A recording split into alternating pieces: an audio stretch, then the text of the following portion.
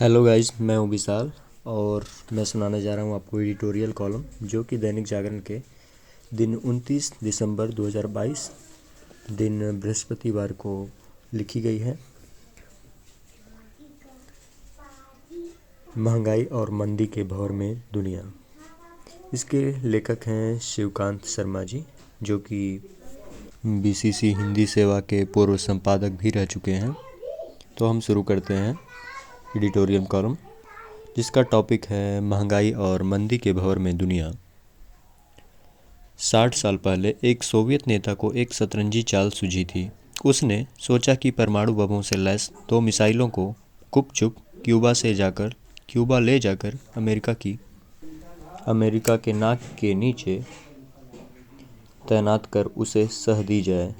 पर वह इसका हिसाब नहीं लगा पाया कि अमेरिका की चाल क्या होगी और क्या उसकी काट उसके पास है। 60 साल बाद रूस के नेता को उससे भी दुस्साहसी चाल सूझी। उसने अमेरिका और नाटो देशों से दोस्ती बढ़ा रहे अपने पड़ोसी यूक्रेन पर हमला बोलकर अमेरिका और नाटो को सह दी। पर उनकी चाल क्या होगी, यह उसने इस बार भी नहीं सोचा। निकिता क्रुश्चेव की तरह फंसने के साथ साथ पुतिन ने अपनी चाल से वैश्विक क्रम और संतुलन से जुड़े कई गंभीर प्रश्न भी खड़े कर दिए हैं।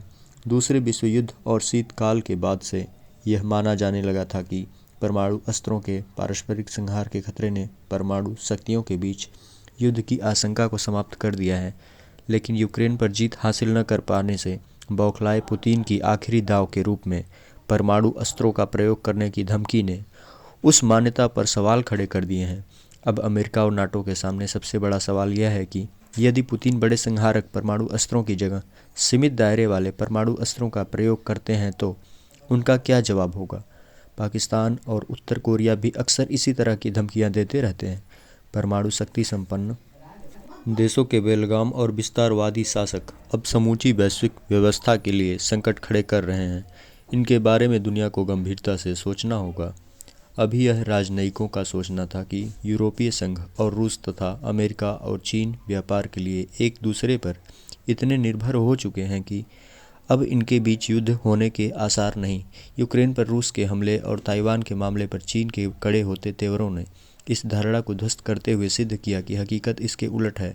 पुतिन ने यूरोप की ऊर्जा निर्भरता को उसकी कमजोरी मानकर यूक्रेन पर हमला बोला। उन्हें लगता था कि अव्वल तो यूरोप के देश रूस के सामने खड़े होंगे, नहीं और तो हुए तो ऊर्जा के संकट से भाग खड़े होंगे, पर ऐसा हुआ नहीं। व्यापार को लेकर अमेरिका और चीन की आपसी निर्भरता तो और भी ज़्यादा है। इसलिए शायद चीनी नेता ताइवान को हथियाने के लिए रूस जैसा दुस्साहसी कदम न उठाएं। लेकिन यूक्रेन पर हमले ने साबित कर दिया कि सामरिक हितों के सामने आर्थिक हित गौड़ ही रहते हैं, भले ही वे कितने भी अहम क्यों न हों। 2008 के वित्तीय संकट की भविष्यवाणी करने वाले और विश्व बैंक, IMF एवं फेडरल रिजर्व में काम कर चुके अर्थशास्त्री नूरिएल रूबिनी ने अपनी नई पुस्तक मेगा थ्रेट्स या महासंकट में लिखा है कि दुनिया कर्ज, महंगाई और मंदी के ऐसे भंवर की तरफ बढ़ रही है जो पिछले सदी के तीसरे दशक के आर्थिक संकट जितना गंभीर हो सकता है। 1999 में पूरी दुनिया का निजी और सार्वजनिक कर्ज मिलाकर दुनिया की GDP से लगभग 2 गुना था। पिछले 20 वर्षों में वह 2 गुने से बढ़कर 3.5 गुना हो चुका है। चीन का निजी और सार्वजनिक कर्ज उसका GDP का 330% हो चुका है और अमेरिका में 420%। भारत के निजी कर्ज के विश्वसनीय आंकड़े नहीं हैं, फिर भी जितनी जानकारी है उसके हिसाब से निजी और सार्वजनिक कर्ज मिलाकर GDP से लगभग 1.5 गुना हो चुका है। पिछली सदी के 8वें दशक में आए आर्थिक संकट के समय निजी और सार्वजनिक कर्ज आय की तुलना में बहुत कम है।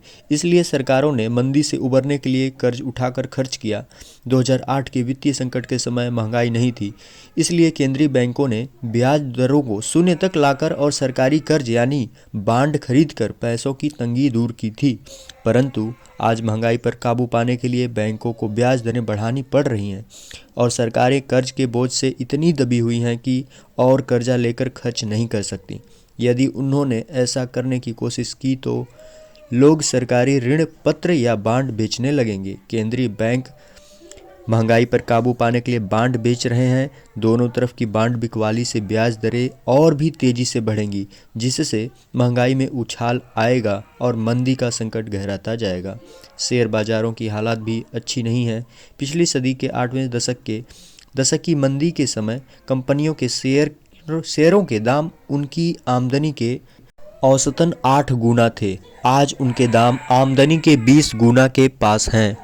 इसका खतरा यह है कि महंगाई और मंदी के आहट सुनते ही शेयर बाजारों में हड़कंप मच सकता है और आधे दाम तक हो सकते हैं। रूबिनी की पुस्तक में इसी आर्थिक महासंकट की चेतावनी दी गई है। चीन की अर्थव्यवस्था पर मंदी के साथ साथ कोविड की लहर ने हमला बोल दिया है। यदि चीन को फिर पाबंदियां लगाने के लिए मजबूर होना पड़ता है तो चीन से आने वाले माल की आपूर्ति फिर से बंद हो सकती है। चीन और भारत दुनिया की अर्थव्यवस्था के सप्लाई इंजन हैं और अमेरिका तथा यूरोप मांग के इंजन।